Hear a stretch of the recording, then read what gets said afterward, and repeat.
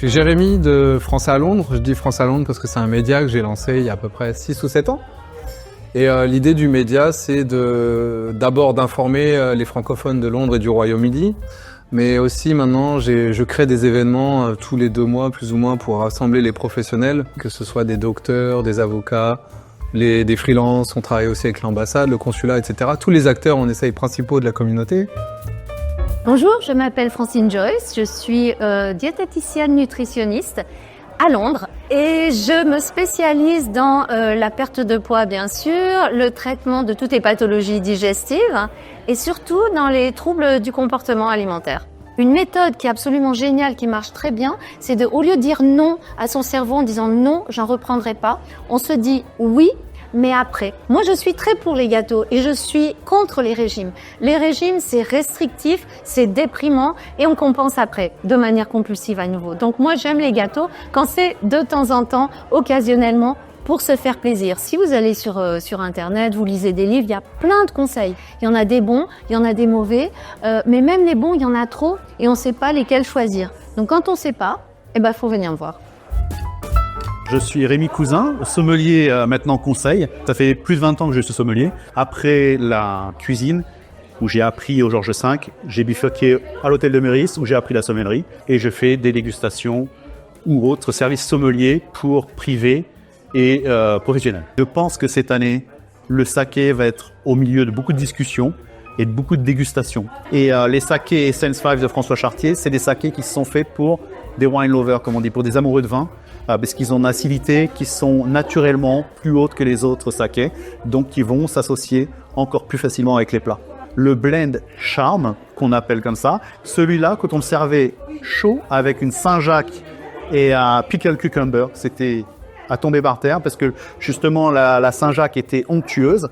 Donc là, avec le saké à room température sur les alentours de 14-15 degrés, c'est un peu plus rond, donc ça se marie avec la Saint-Jacques. Quand vous l'avez froid, avec une côte de bœuf et du sel de mer, pareil à tomber par terre.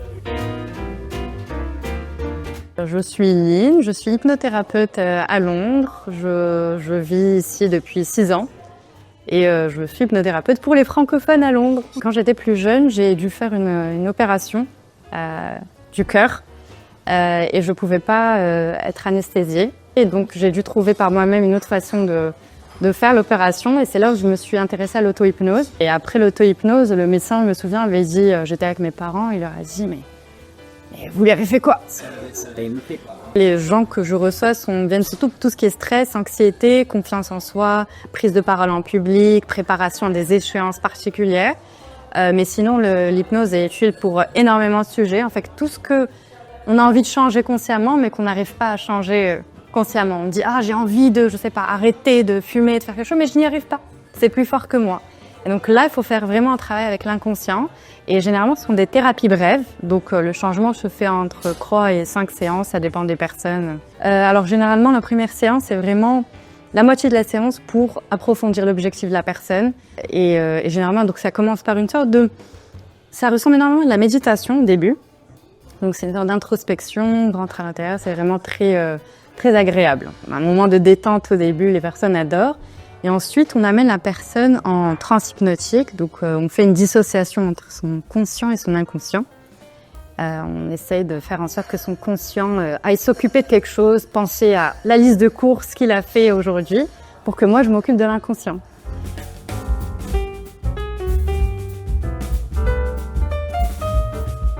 Bonjour, donc Florène, Juliette, nous sommes associées.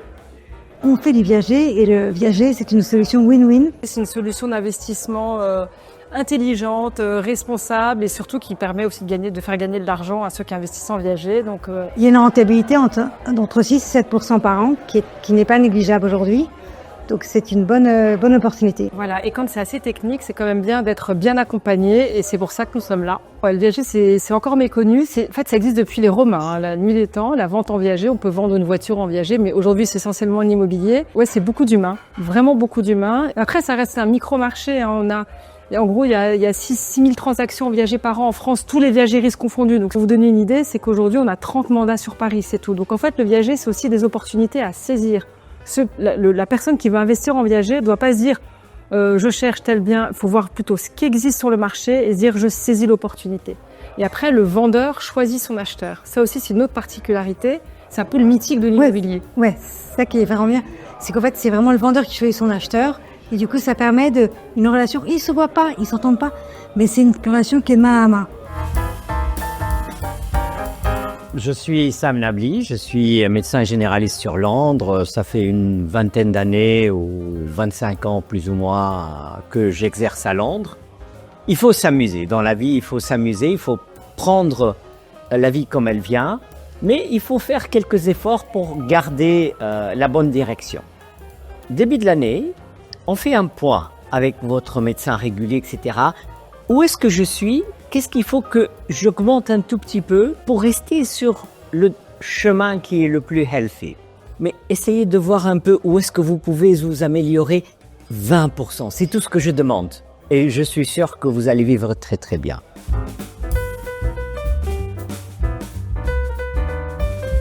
Je m'appelle Juliette, je travaille pour PPHE Group, qui est un groupe d'hôtels à Londres et en Europe.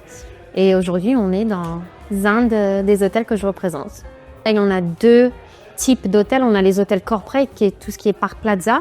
Donc ça, c'est vraiment tout ce qui est réunion, c'est très corporate. Et après, on a l'autre côté qui est plus lifestyle. Et par exemple, Homes Hotel qu'on est ici, donc c'est très lifestyle. L'hôtel, il est vraiment par rapport à l'area qu'on est. Du coup, comme on est à Baker Street, c'est vraiment autour de Sherlock Holmes. Donc c'est pour ça que l'hôtel est très centré par rapport à là-dessus. Et après, on a les art hotels. Donc chaque art hotel a un artiste qui a fait soit le design, soit le artwork. Donc on a ce qu'on appelle des creative rooms. Et en fait, n'importe qui reste ou qui ne reste pas peuvent y aller rencontrer un artiste et il leur parle de leur travail. On a des artistes qui changent tous les 2 mois et on essaye vraiment de prendre plutôt des petits artistes qui n'auraient pas forcément les moyens d'avoir un studio et qui n'auraient pas les moyens de pouvoir vivre de leur art. Et en fait, ça leur donne une visibilité qu'ils n'auraient pas pu avoir autre part. Je suis Éléonore Moreau et je suis exécutive et leadership coach à Londres pour les Français et les Anglais. Un des challenges numéro 1, c'est la confiance en soi. Il y a beaucoup de gens, et ça n'a rien à voir avec l'intelligence, ce sont des gens souvent très très intelligents, mais à un moment donné, pour des raisons A, B, C, les gens perdent pied. On dit souvent en coaching qu'on n'est pas là pour to fix something, pour fixer quelque chose, pour réparer les gens. On est là pour les accompagner. Souvent, les gens ont des saboteurs, c'est-à-dire des voix internes qui les tirent vers le bas, et ça commence par là. C'est une chose très très simple qui fonctionne extrêmement bien de refuser que le saboteur vous embarque. Et que souvent on commence juste par ça et ça marche extrêmement bien. Moi je m'appelle Melissa Lesson, je suis avocate en droit de la famille. Donc tout ce qui vient de la séparation d'un couple. Donc soit ils sont mariés, soit ils sont pas mariés, peu importe, mais tout ce qui passe de la séparation du patrimoine, la garde des enfants. Et aussi de l'autre côté, je fais aussi les contrats de mariage.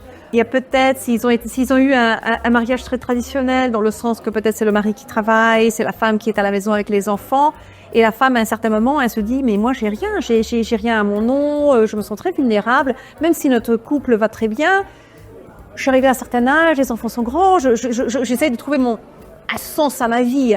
Et là, il peut y avoir des discussions, on peut faire ce qui s'appelle un post-nuptial agreement. Donc c'est un peu comme un contrat de mariage, mais après le mariage. Les gens arrivent en Angleterre. Ils sont pas anglais, typiquement. Ils sont pas anglais, ils se sont pas mariés en Angleterre. Ils ont signé un contrat de mariage dans un autre pays, par exemple en France. Ils ont coché la boîte. Séparation des biens. Ils se disent, c'est bon, je suis protégée. Ils y pensent même pas. Et moi, je suis obligée de leur dire, non, mais vous vous divorcez en Angleterre. Et là, avoir coché la petite boîte, ça ne sert à rien. Et ça, après ça, tu les vois, ils deviennent blancs et c'est très sérieux. Je m'appelle Hélène Matal, je suis herboriste médicale. Mon truc, c'est vraiment de trouver la prescription qui va aider la personne. C'est fascinant et c'est hyper intéressant. Ça m'a beaucoup rapproché de la nature parce qu'on part dans la nature aussi chercher des herbes, cueillir les herbes, les faire sécher ou les faire macérer pour faire ces produits soi-même. Je pense qu'il devrait y avoir un herboriste dans chaque famille parce que c'est vraiment très utile. Je suis Wassila Benberkan, je suis conseillère en gestion de patrimoine depuis 10 ans. J'ai un site qui s'appelle j'investisenfrance.com qui permet en fait aux Français qui sont installés à l'étranger de pouvoir investir en France. Souvent, c'est un peu compliqué quand on est installé à l'étranger de savoir qu'est-ce qu'on est capable de faire en termes d'investissement en France, que ça soit sur les produits immobiliers et financiers. Mon travail, en tout cas, c'est de faciliter aux expatriés de savoir quels sont les investissements possibles en France pour eux, en fonction du pays de résidence, et quelles sont les règles en termes d'investissement. Il y a des vraies règles d'investissement, c'est-à-dire qu'aujourd'hui, par exemple, une banque, elle va demander un peu plus d'apport à un expat que à une personne qui vit en France. C'est-à-dire que mon rôle de conseiller en gestion de patrimoine, c'est justement de pouvoir accompagner au fur et à mesure des étapes de la vie. Finalement, celui qui m'intéresse, c'est celui qui a envie de conserver ce lien avec la France et a envie de faire des choses avec la France. Parce que mon métier se concentre uniquement sur les investissements en France et pas en Angleterre. Je suis Nathalie Nebou, je fais du business management, du business support pour les entrepreneurs francophones qui sont basés à Londres.